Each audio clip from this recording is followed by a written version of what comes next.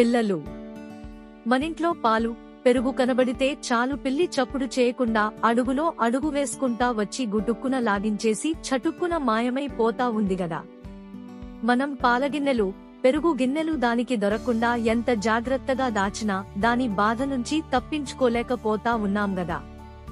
మరి పిల్లులు ఎందుకట్లా మన పాలను, పెరుగును తాగేస్తా ఉన్నాయో మీకేమైనా తెలుసా? తెలీదా? పరవాలేదు, సరదాగా కాసేపు ఈ కమ్మని కథ వినండి. మీ అనుమానాలన్నీ పటాపంచలు అయిపోతాయి. ఇది ఎప్పట్లాగే చాలా కాలం కిందటి సంగతి. అప్పట్లో కుక్క, పిల్లి, ఎలుక చాలా స్నేహంగా ఉండేవంట. కుక్కేమో మనిషి దగ్గర ఉండేదంట. అది పొద్దున పూట వేటలో సాయం చేస్తా, రాత్రిపూట ఇంటికి కాపలా కాస్తా చాలా నమ్మకంగా ఉండేదంట. మనిషికి కూడా కుక్కంటే చాలా ఇష్టం. 3 పూటలా కడుపు నిండా తిండి పెడతా కన్నబిడ్డలా చూసుకునేటోడు. ఈ కుక్క రాత్రిపూట ఇంటి ముందు కాపలా కాస్తా ఉంటాది గదా.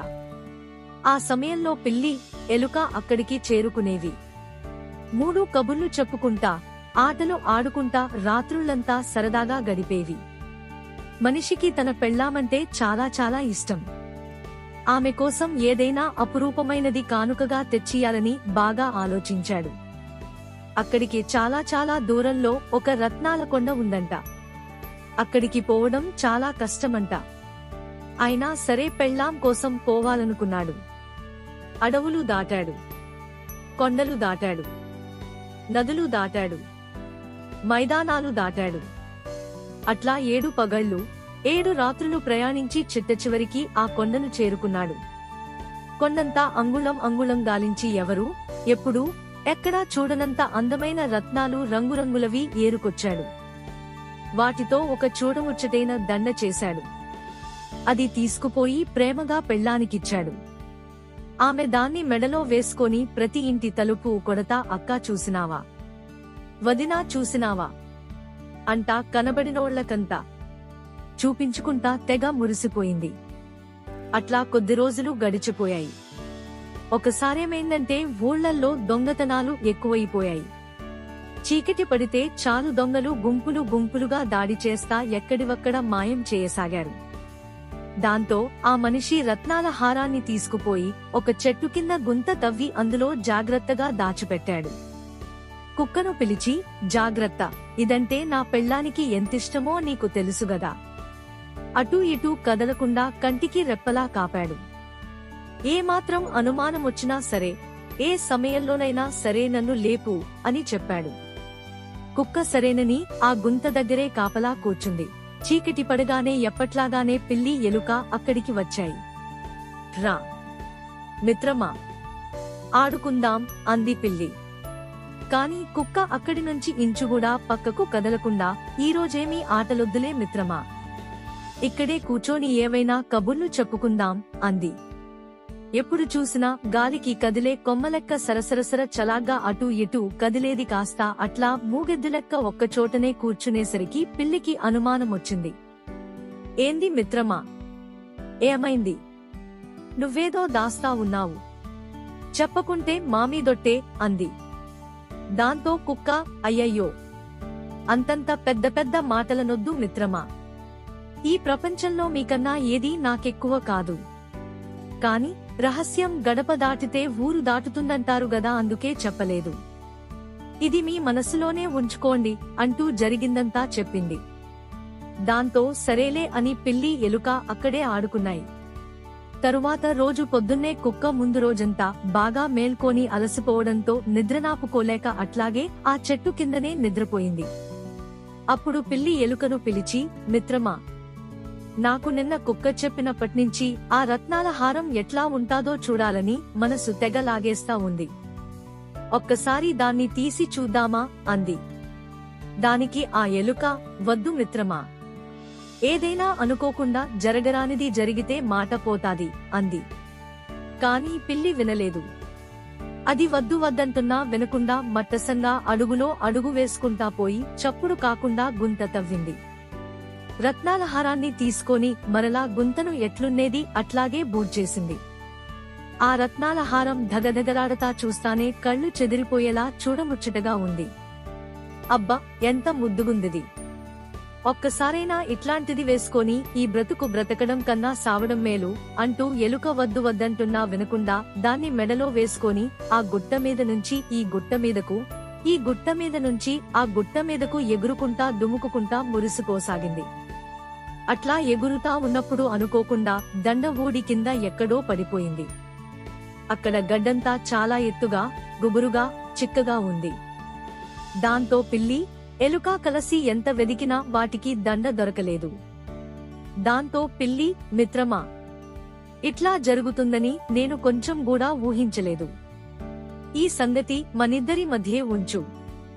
రేపు మరలా వచ్చి వెదుకుదాం. దొరకగానే గుట్టు చప్పుడుగాకుండా ఎక్కడిదక్కడ పెట్టేద్దాం అంది. ఎలుక ఏమీ అనలేక తలూపింది. అట్లా 4 రోజులు గడిచిపోయాయి. కాని ఆ దండ మాత్రం దొరకలేదు. దాంతో పిల్లి ఏమీ తెలియని నంగనాచిలెక్క మట్టసంగా ఉండిపోయింది. కొన్ని రోజులకు ఊర్లో దొంగతనాలు బాగా తగ్గిపోయాయి. దాంతో ఆ మనిషి దండ తీసుకొచ్చి పెళ్ళానికిద్దామని పోయి చెట్టు కింద గుంత తవ్వాడు. చూస్తే ఇంకేముంది, దండ లేదు, గిండా లేదు. పాపం వాడు ఇక్కడ పెట్టానా, ఇంకెక్కడన్నా పెట్టానా అని ఆలోచిస్తా చెట్టు చుట్టూరా అంగుళం కూడా వదలకుండా తవ్వి చూశాడు. కాని అస్సలది ఉంటే గదా దొరకడానికి. దాంతో ఆ మనిషికి చాలా కోపం వచ్చింది. వెంటనే కుక్కకెళ్ళి తిరిగి, చూడు, ఈడ దాచిపెట్టినేది నీకు నాకు తప్ప ఇంకెవ్వరికీ తెలీదు. జాగ్రత్తగా చూసుకోమని చిలుకకు చెప్పినట్టు చెప్పినా అయినా పోయింది. ఇప్పుడు ఏం మొహం పెట్టుకుని నా పెళ్ళాం దగ్గరికి పోవాలి? నిన్ను నమ్ముకున్నందుకు తగిన శాస్తే జరిగింది. అన్నం తిన్న ఇంటికే కన్నం పెట్టే నీ మొహం ఇంకెప్పుడూ నాకు చూపించకు. ఫో ఇన్నించి అని తిట్టినా తిట్టకుండా తిట్టి తరిమేశాడు పాపం. కుక్క కళ్ళెమ్మట నీళ్లు కారిపోతా ఉంటే వెక్కి వెక్కి ఏడుస్తా, ఛ ఛ, ఇంత బతుకు బతికి ఇంటినుక చచ్చినట్టు ఈ రోజు ఎన్ని మాటలు పడితి. మాట నిలబెట్టుకోలేని బతుకు ఒక బతుకేనా అని ఒక పాడుబన్న బావిలో దుంకడానికి పోయింది. అది చూసిన ఎలుక ఉరుక్కుంటా దాని దగ్గరకు పోయి, మిత్రమా, ఆగాగు, అంత తొందరొద్దు అంటూ జరిగిందంతా చెప్పింది. దాంతో కుక్కకు చాలా కోపం వచ్చింది. పిల్లిని పిలిచి, ఛ ఛ ఛ, నీ వల్ల నా పరువు మర్యాద అంతా గంగలో కలసిపోయింది. తప్పు చేయడం ఒక తప్పైతే దాన్ని దాచిపెట్టి ఏమీ తెలియని నంగనాచిలెక్క తిరగడం ఇంకో పెద్ద తప్పు. తిన్న ఇంటి వాసాలు లెక్కబెట్టే నీలాంటి దాంతో స్నేహం చేయకూడదు. ఫో ఇక్కడ్నుంచి, మళ్ళా ఎప్పుడూ నా కంట పడొద్దు అంటూ దాంతో స్నేహాన్ని తెంపేసుకుంది. ఎలుకను పిలుచుకొని రత్నాలహారం పడిన పొదల దగ్గరికి పోయింది. ఆ దండను ఎప్పుడూ యజమాని పెళ్ళాం వేసుకునేది గదా. దాంతో దానికి ఆమె వాసన అంటుకొని ఉంటాది. కుక్కలకు వాసన గుర్తుపట్టే శక్తి ఉంటాది గదా. దాంతో ఆ పొదల్లో వాసన చూస్తా ఒక చీమల పుట్ట దగ్గర ఆగిపోయింది. ఓహో, దీంట్లో పడిపోయిందన్నమాట. అందుకే వాటికి కనబడలేదు అని ఎలుకను పిలిచింది. ఎలుక ఆ పుట్టలో దూరి ఆ దండను తీసుకుని వచ్చింది. కుక్క దాన్ని తీసుకుపోయి యజమానికిచ్చి, రహస్యాన్ని రహస్యంగా దాచకపోవడం నా తప్పే, ఈ ఒక్కసారికి మన్నించండి, మళ్ళీ ఇట్లాంటి తప్పు ఎప్పటికీ చేయను అని వేడుకొంది. దాంతో యజమాని తిరిగి దాన్ని ఎప్పట్లాగే ప్రేమగా చూసుకోసాగాడు. ఇదంతా చూసిన పిల్లి చేసిన తప్పు తెలుసుకొని పశ్చాత్తాపపడకపోగా కుక్కపై మరింత కోపాన్ని పెంచుకుంది. ఎట్లాగైనా సరే దాన్ని మనిషి ఇంట్లో నుంచి బయటకు తన్ని తరిమేలా చేయాలని అనుకుంది. ఆ మనిషి ఇంట్లో ఒక ఆవు ఉంది. అతను రోజూ పొద్దున్నే దాని పాలు పిండుకుని కొన్ని తాగి మిగతావి వంటింట్లో తోడు వేసి పెట్టుకునేవాడు. ఆ పాలపై పిల్లి కన్ను పడింది. గుట్టు చప్పుడు గాకుండా ఇంట్లో దూరి కనబడిన పాలను, పెరుగును కళ్ళు మూసి తెరిచేలోగా మాయం చేయసాగింది. దాంతో ఆ మనిషికి ఇంట్లోకి ఎవరు వస్తా ఉన్నారో, ఎట్లా వస్తా ఉన్నారో అర్థం కాలేదు. పాలను ఎక్కడ దాచిపెట్టినా పిల్లి వదలడం లేదు. దాంతో కుక్కను కాపలా పెట్టాడు. కుక్క లోపలున్నంతసేపు పిల్లి అటువైపు కూడా వచ్చేది కాదు.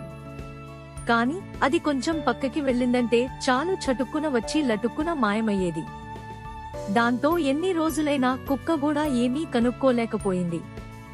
దాంతో మనిషి ఛీ ఛీ ఛీ, నీకు కడుపులో చల్ల కదలకుండా 3 పూటలా కావలసినంత పెడతా ఉంటే మెక్కి మెక్కి బాగా మబ్బు పట్టినట్లుంది.